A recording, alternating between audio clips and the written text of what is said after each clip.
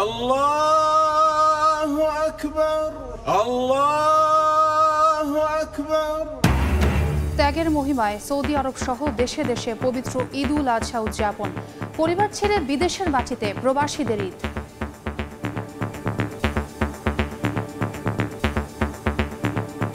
ঈদের নামাজ পড়লাম আমার অনেক সহকর্মী এবং বন্ধু বান্ধবদের সঙ্গে একসঙ্গে। এই প্রথম ঈদ উল আজহার নামাজ পড়লাম দুবাইতে। পরিবারকে রেখে আমরা বিদেশের মাটিতে উদযাপন করছি। প্রবাসের মাটিতে খোলা মাঠে ঈদ উদযাপন করতে পেরে আমরা খুবই আনন্দিত। খুব ভালো লাগছে, একদম মনে হলো যে বাংলাদেশে আছি। সব বাঙালি ভাইরা আমরা একসাথে হয়েছি, নামাজ আদায় করছি, আলহামদুলিল্লাহ ভালো লাগতেছে। বিধ্বস্ত গাজায় ধ্বংসস্তূপের ওপর নামাজ আদায়। ঐতিহাসিক আল আকসা মসজিদে মুসল্লিদের ঢল। আল্লাহু আকবার।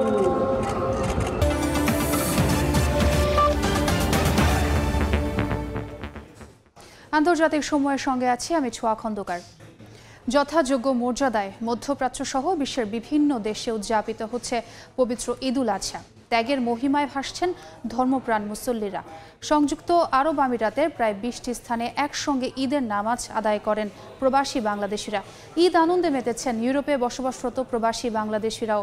ফ্রান্স, জার্মানি ও স্পেন সহ ইউরোপের বিভিন্ন দেশে ঈদের জামাত অনুষ্ঠিত হয়। প্রতিনিধিদের পাঠানো তথ্য ও ছবিতে ডেস্ক রিপোর্ট। বিশ্বের বিভিন্ন দেশে উদযাপিত হচ্ছে পবিত্র ঈদ উল আজহা। রোববার সংযুক্ত আরব আমিরাতের কেন্দ্রীয় মসজিদ ছাড়াও আবুধাবি, শারজাহ, আল আইন, আজমান সহ 100-র বেশি স্থানে ঈদ উল আজহার নামাজ অনুষ্ঠিত হয়। এতে শরীক হন কয়েক লাখ ধর্মপ্রাণ মুসল্লি। অংশ নেন দেশটিতে বসবাসরত প্রবাসী বাংলাদেশিরাও। নামাজ শেষে কুশলাদি বিনিময় করেন তারা। ঈদের নামাজ পড়লাম আমার অনেক সহকর্মী এবং বন্ধু বান্ধবদের সঙ্গে একসঙ্গে। এই প্রথম ঈদ উল আজহার নামাজ পড়লাম দুবাইতে। এটা নতুন অভিজ্ঞতা আমার জন্য। আমাদের পরিবার, আত্মীয় স্বজন, ভাই বোন, মা বাবা, পরিবারকে রেখে আমরা বিদেশের মাটিতে উদযাপন করছি। একই দিন স্থানীয় সময় ভোর থেকেই কুয়েতের বিভিন্ন অঞ্চলের মসজিদে ঈদের নামাজ আদায় করতে উপস্থিত হন মুসল্লিরা। আরবি ভাষা ছাড়াও বাংলা, ইংরেজি, হিন্দি সহ বিভিন্ন ভাষায় পাঠ করা হয় খুতবা। এবার দেশটির প্রায় 20টি স্থানে একসঙ্গে ঈদের জামাত আদায় করেন প্রবাসী বাংলাদেশিরা। এরপর পশু কোরবানি দেন তারা। এদিকে বৃষ্টি মাথায় নিয়ে ইউরোপের দেশ ফ্রান্সে ঈদ উল আজহার নামাজ আদায় করেন প্রবাসী বাংলাদেশিরা। মোনাজাতে মুসলিম উম্মার পাশাপাশি নিরীহ গাজাবাসীর জন্য প্রার্থনা করেন তারা।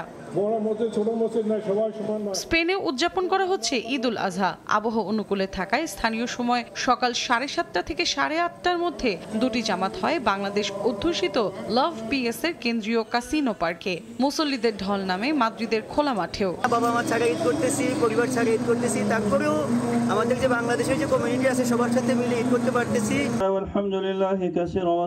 ধর্মীয় ভাবগাম্ভীর্যের মধ্য দিয়ে ইউরোপের আরেক দেশ আয়ারল্যান্ডে পালিত হচ্ছে মুসলমানদের দ্বিতীয় বৃহত্তম উৎসব ঈদ উল আজহা। দেশটিতে সকাল 7টা থেকে 9টা পর্যন্ত বিভিন্ন স্থানে অনুষ্ঠিত হয় ঈদের নামাজ। সৌদি আরবের সঙ্গে মিল রেখে জার্মানিতে উদযাপিত হচ্ছে ঈদ উল আজহা। সবচেয়ে বড় জামাত অনুষ্ঠিত হয় টেম্পল হফারফেল্ডের খোলা মাঠে। এই জামাতে অংশ নেন সর্বস্তরের প্রবাসী বাংলাদেশি নারী ও পুরুষ। বার্লিনের প্রায় সবকটি মসজিদেও দুটি করে জামাত অনুষ্ঠিত হয়। নামাজ শেষে ধর্মপ্রাণ মুসলমানদের সঙ্গে ঈদের শুভেচ্ছা বিনিময় করেন জার্মানিতে নিযুক্ত বাংলাদেশের রাষ্ট্রদূত। মুসলমান ভাই ভাই, বাংলাদেশিরা আমরা ভাই ভাই, সেভাবে যেন আমরা চলতে পারি।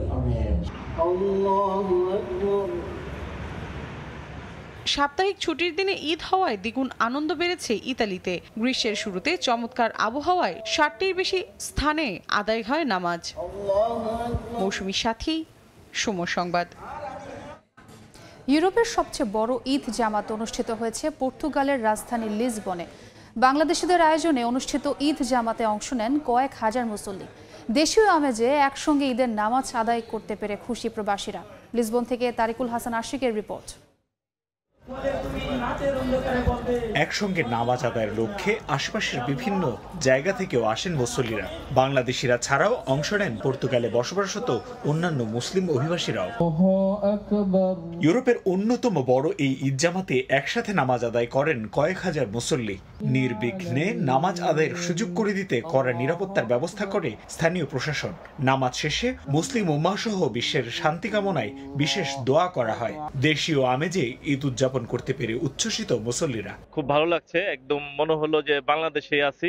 আমরা সব বাংলাদেশিরা মিলে ঈদুল আজহার নামাজ কমপ্লিট করলাম, আলহামদুলিল্লাহ অনেক ভালো লাগতেছে। আমরা এখানে বাংলাদেশের মতোই মানে ইসলামের নিয়মে আমরা কোরবানি করতে পারতেছি, এখানে কোনো সমস্যা নেই। পর্তুগিজরা আমাদের হেল্প করে ধর্মীয় ব্যাপারে। নামাজ শেষে পারস্পরিক শুভেচ্ছা বিনিময় করেন প্রবাসীরা। এছাড়া লিসবনের সেন্ট্রাল মসজিদ, বন্দর নগরী হিসেবে পরিচিত পোর্তো, সেতুবাল, কাশকাইশ, ভিলা নৌভা দা মিল ফন্তেস, তাহভিরা সহ বিভিন্ন জায়গায় ঈদের নামাজ আদায় করেছেন পর্তুগাল প্রবাসী বাংলাদেশি মুসলিম ধর্মাবলম্বীরা। শুধুমাত্র রাজধানী লিসবনে বেশ কয়েকটি ঈদের জামাত অনুষ্ঠিত হয়েছে বাংলাদেশিদের উদ্যোগে এবং প্রত্যেকটি ঈদ জামাতেই মুসল্লি উপস্থিতি ছিল চোখে পড়ার মতো। মুসলিম ধর্মাবলম্বীরা শান্তির ধর্ম ইসলামের সৌন্দর্য ছড়িয়ে দেওয়ার পাশাপাশি পর্তুগালের সব বাংলাদেশিরাই সুশৃঙ্খল কার্যক্রমের মাধ্যমে এগিয়ে যাবে এমনটাই প্রত্যাশা সবার।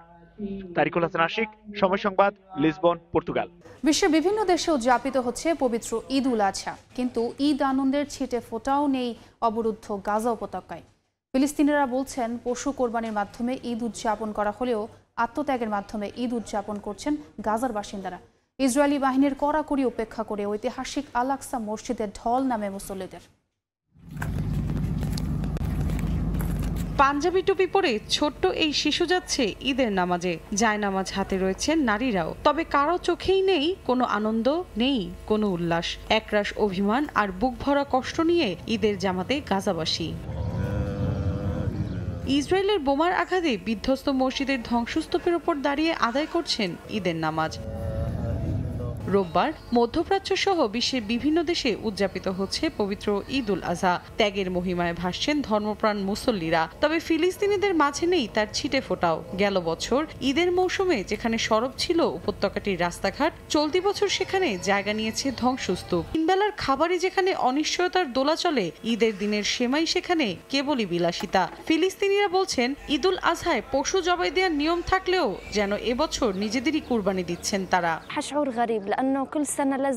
এবার অনুভূতিটা খুবই অস্বাভাবিক। প্রতি বছর আমরা পশু কুরবানি দিলেও এবার তা হচ্ছে না। আমার মনে হয় ত্যাগ ছাড়া কোনো ঈদ হয় না। এখানেই শেষ নয়, মুসলমানদের সবচেয়ে বড় ধর্মীয় উৎসবের দিনটিতে শুধুমাত্র রুটি খেয়ে দিন পার করছেন উত্তর গাজার মানুষ। একদমই ফুরিয়ে এসেছে ফল, সবজি আর মাছ। বাজারে যেসব খাবার পাওয়া যাচ্ছে তা বেশ চড়া দামে কিনতে হচ্ছে তাদের। প্রায় সময় সাধ্যের বাইরেই থেকে যাচ্ছে তা। এদিকে ঈদ আনন্দ ভাটা পড়েছে জেরুজালেমেও। গেল ঈদে যেসব দোকানে ছিল ক্রেতাদের উপচে পড়া ভিড়, সেসব বিপণী বিতানগুলো এখন প্রায় ক্রেতা শূন্য।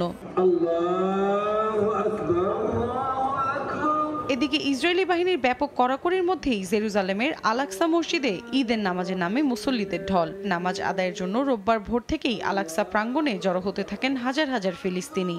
এদিন মসজিদ প্রাঙ্গণে একসঙ্গে জামাত আদায় করেন 40,000-এর বেশি মানুষ। নামাজের কাতার ছাড়িয়ে যায় আল আকসা প্রাঙ্গণ। এর আগে মসজিদের প্রবেশ মুখে মুসল্লিদের প্রবেশে কড়াকড়ি আরোপ করে ইসরায়েলি সেনারা। ব্যাপক তল্লাশির পর ঈদের নামাজ আদায়ের সুযোগ পান ফিলিস্তিনিরা। মৌসুমী সাথী, সময় সংবাদ। সৌদি আরবের মক্কায় পবিত্র ঈদ উল আজহার নামাজ আদায় করেছেন লাখ লাখ মুসল্লি। এদিন জামারায় শয়তানের উদ্দেশ্যে পাথর নিক্ষেপ শেষে মিনায় ফিরে পশু কোরবানি করেন হাজিরা। পরে মাথা মুন্ডনের মধ্য দিয়ে 10 জিলহজের আনুষ্ঠানিকতা শেষ করেন। তীব্র গরমের কারণে হিটস্ট্রোকে মারা গেছেন অন্তত 6 জন। মিনা থেকে হজের বিস্তারিত জানাচ্ছেন আরিফুর রহমান। পবিত্র হজের আজকের যেই কর্মসূচিগুলো আছে সেই কর্মসূচিগুলোর মধ্যে অন্যতম জামারায় গিয়ে পাথর নিক্ষেপ, এবং পাথর নিক্ষেপ শেষ করে কিন্তু হাজিরা ছুটছেন বাকি যে কাজগুলো আছে সেই কাজগুলোর জন্য। তার মধ্যে অন্যতম দেখা যাচ্ছে এই জামারার পাথর নিক্ষেপ শেষ করে কিন্তু আজকের মধ্যেই কিন্তু হাজিরা মাথা মুন্ডন এবং পশু কোরবানির মাধ্যমে তাদের যে স্বাভাবিক পোশাক পরিধান করতে অর্থাৎ হালাল হয়ে যাওয়া সেই কাজটি করবেন। এবং পাশাপাশি বলা চলে যে আজকের এই দিবসে অর্থাৎ ওদেরও যেহেতু আজকে পবিত্র ঈদ উল আজহার দিন, এই ঈদ উল আজহা উপলক্ষে কিন্তু অনেক বাংলাদেশি হাজি যারা আছেন তারা কিন্তু দেশবাসীকে ঈদের শুভেচ্ছা জানিয়েছেন এবং তাদের হজের যে বাকি কর্মসূচিগুলো আছে এই কর্মসূচিগুলো সুসম্পন্ন করার জন্য তারা দোয়া চেয়েছেন। এবং বলা চলে যে আজকের দিনের পরও আগামী আরও 2টি দিন তারা কিন্তু এই মিনাতে অবস্থান করবেন। এখানে অবস্থান করে তারা আবারও জামারায় গিয়ে 60টি করে কঙ্কর নিক্ষেপ শেষ করবেন এবং এই 60টি কঙ্কর নিক্ষেপ শেষ করার পরে অর্থাৎ শেষ দিন অর্থাৎ 12ই জিলহজ যেই কাজগুলি তাদের থাকবে তার মধ্যে অন্যতম, অর্থাৎ এখান থেকে মিনা থেকে তারা কিন্তু একেবারে বিদায় নিয়ে অর্থাৎ জামারায় কঙ্কর নিক্ষেপ শেষ করে একেবারে বিদায় নিয়ে তারা মক্কাতে চলে যাবেন যে যেখানে আছেন সেখানে, এবং এরপর থেকে কিন্তু অনেকেই কিন্তু বিদায় দেওয়া শেষ করার মধ্য দিয়ে তাদের হজের আনুষ্ঠানিক কার্যক্রম সুসম্পন্ন করে নির্দিষ্ট দিন ও তারিখ অনুযায়ী তারা কিন্তু তাদের নিজ নিজ দেশে প্রত্যাবর্তন করবেন। আমরা জানি যে আসলে এই বছর পুরো পৃথিবী থেকে অর্থাৎ প্রায় বিশ্বের 180টি দেশ থেকে প্রায় 20 লাখের বেশি ধর্মপ্রাণ মুসল্লি পবিত্র হজে অংশ নিতে সৌদি আরবে এসেছেন। তার মধ্যে বাংলাদেশ থেকেও প্রায় 85,257 জন মুসল্লি এই বছরের হজে এসে অংশ নিয়েছেন, এবং এই হাজিরা কিন্তু আসলে এই বছরের হজের যে সার্বিক ব্যবস্থাপনা এটাতে কিন্তু এক ধরনের সন্তোষ প্রকাশ করেছেন যে বিগত বছরের চাইতে এই বছর হজের যেই ব্যবস্থাপনা সেটি অত্যন্ত ভালো এবং চমৎকার ছিল। সব মিলিয়ে বলা চলে যে এই বছরের হজ কিন্তু অন্যান্য বছর চাইতে একটু ভিন্ন পরিবেশ হয়েছে, অর্থাৎ গরমের যে মাত্রাটা সেটা কিন্তু অন্যান্য বছর চাইতে একটু সামান্য বেশি ছিল। তারপরেও কিন্তু হাজিরা কিন্তু এতে কোনো ধরনের অসন্তুষ্টি নাই, তারা এক ধরনের তৃপ্তি নিয়ে কিন্তু তাদের হজের যে ধারাবাহিক কার্যক্রম সেটি কিন্তু সুসম্পন্ন করেছেন। মিনা থেকে আরিফুর রহমান, সময় সংবাদ।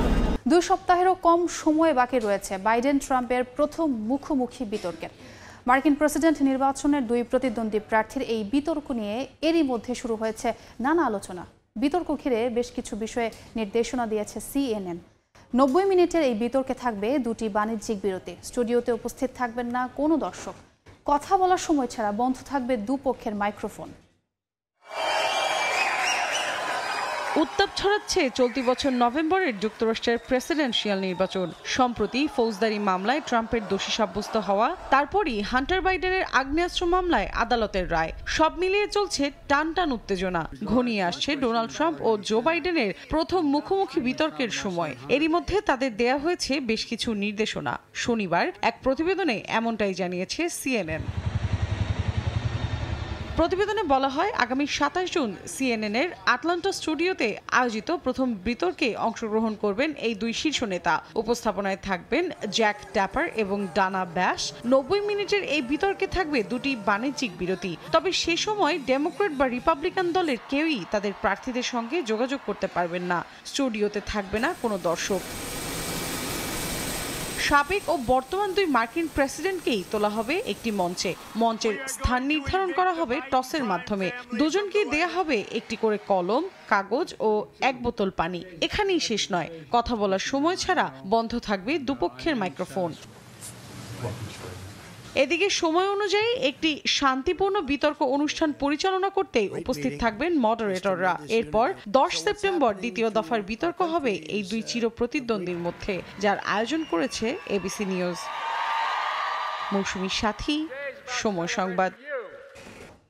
ইউক্রেন যুদ্ধ বন্ধে রাশিয়ার উপর চাপ বাড়াতে সুইজারল্যান্ডের শান্তি সম্মেলনে যোগ দিয়েছেন বিশ্ব নেতারা। শনিবার শুরু হয়েছে 2 দিন ব্যাপী এর শীর্ষ সম্মেলন। তবে এতে অংশ নেয়নি রাশিয়ার মিত্র চীন। যুক্তরাষ্ট্রের ভাইস প্রেসিডেন্ট যুক্তরাজ্য, কানাডা, ফ্রান্স, জার্মানি, ইতালি এবং জাপান সহ বিশ্বের 90টি দেশের নেতারা যোগ দিয়েছেন। ইউক্রেনের প্রেসিডেন্ট ভলোদিমির জেলেনস্কিও সম্মেলনে অংশ নিয়েছেন। চীন কেন অংশ নেয়নি সে বিষয়ে কোনো মন্তব্য করেনি। বেইজিং অংশ না নেয় পুরো বিশ্ব থেকে রাশিয়াকে বিচ্ছিন্ন করার যে পরিকল্পনা পশ্চিমা নেতারা করেছিলেন তা অনেকটাই ম্লান হয়ে গেছে। এদিকে রাশিয়া এই ইউক্রেন সম্মেলনকে নিরর্থক বলে প্রত্যাখ্যান করেছে। আন্তর্জাতিক সময়ের শীর্ষ সংবাদ জানিয়ে দিচ্ছি আরেকবার। আল্লাহু আকবার, আল্লাহু আকবার। ত্যাগের মহিমায় সৌদি আরব সহ দেশে দেশে পবিত্র ঈদুল আজহা উদযাপন। জামারায় শয়তানকে প্রতীকী পাথর নিক্ষেপ হাজিদের, মিনায় পশু কোরবানি। বিধ্বস্ত গাজায় নেই ঈদ আনন্দ। ধ্বংসস্তূপের ওপর নামাজ আদায়। ঐতিহাসিক আল আকসা মসজিদে মুসল্লিদের ঢল।